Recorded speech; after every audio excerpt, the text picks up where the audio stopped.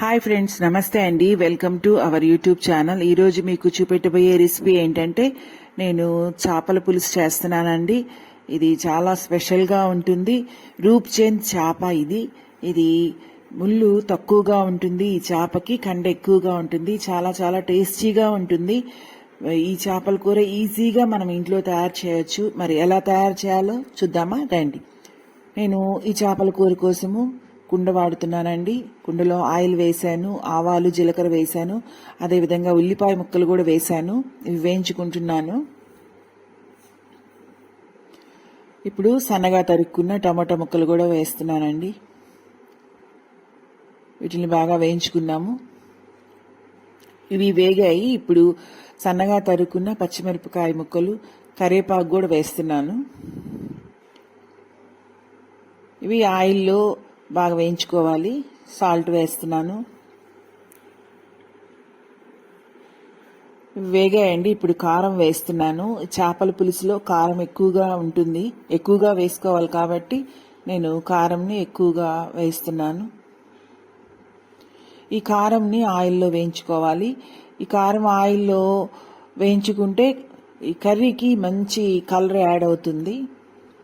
అదేవిధంగా ధనియాల పొడి, పసుపు కూడా వేసేసాను.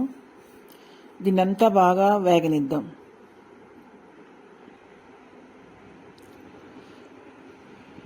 ఇది వేగిందండి. చింతపండు నీళ్లు వేస్తున్నాను నేను. చింతపండుని చిక్కగా కలుపుకోవాలి మనం చేపల కూరకి. ఆ నీళ్లు కూడా వేసేసాను. సాల్ట్ వేస్తున్నాను. ఇది రూప్చంద్ చేప అండి. ఇది చాలా చాలా టేస్టీగా ఉంటుంది. ఎక్కువ కండు ఉంటుంది, ముళ్ళు తక్కువగా ఉంటుంది. ఇది కానీ మీకు దొరికితే ఒకసారి ట్రై చేయండి. చాలా బాగుంటుంది. పిల్లలు కూడా దీన్ని ఇష్టంగా తింటారు. ఈ పులుసు ఉడుకుతూ ఉందండి. ఇప్పుడు ఇందులో నేను ఈ చేప ముక్కలను వేస్తున్నాను. ఇదంతా కలుపుకొని మూతపెట్టి ఉడికించుకుందాం.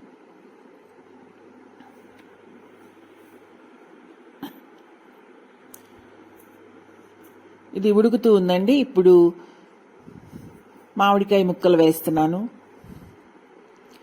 మామిడికాయ ముక్కలు చాలా టేస్ట్ని ఇస్తాయి ఈ కర్రీకి.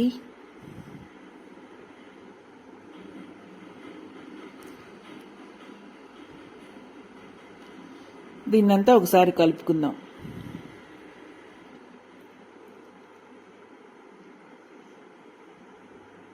చేపల కూరకి గంటి పెట్టకుండా దీన్ని చేసుకోవాలండి. ఇప్పుడు నేను ఇందులో అల్లం వెల్లుల్లి పేస్ట్ 1 టీ స్పూన్ వేసాను. చేపల కూరలో అల్లం వెల్లుల్లి వేస్తే చాలా బాగుంటుంది ఆ పేస్ట్ వేస్తే. ఇప్పుడు సన్నగా తరుక్కున్న పచ్చిమిరపకాయ ముక్కలు కూడా వేసాను. మూత పెట్టి ఉడికించుకుంటున్నాను. ఇప్పుడు ఆవాలు, జీలకర్ర, మెంతులు వేయించుకొని పౌడర్ చేసుకొని ఆ పౌడర్ని కూడా వేసాను. సన్నగా తరుక్కున్న కొత్తిమీర కూడా వేస్తున్నానండి. ఇది అయిపోయిందండి. చేపల కూర చాలా బాగుంటుంది. ఇది నెల్లూరు స్పెషల్ చేపల కూర. మీరు తప్పకుండా దీన్ని ట్రై చేయండి. ఈజీగా చేసుకోవచ్చు.